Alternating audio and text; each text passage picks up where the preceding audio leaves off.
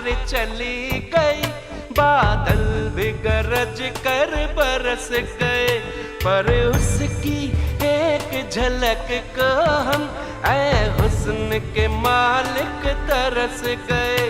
कब प्यास बुझेगी आँखों की, दिन रात ये दुखड़ा रहता है। मेरे सामने वाली खिड़की में एक चाँद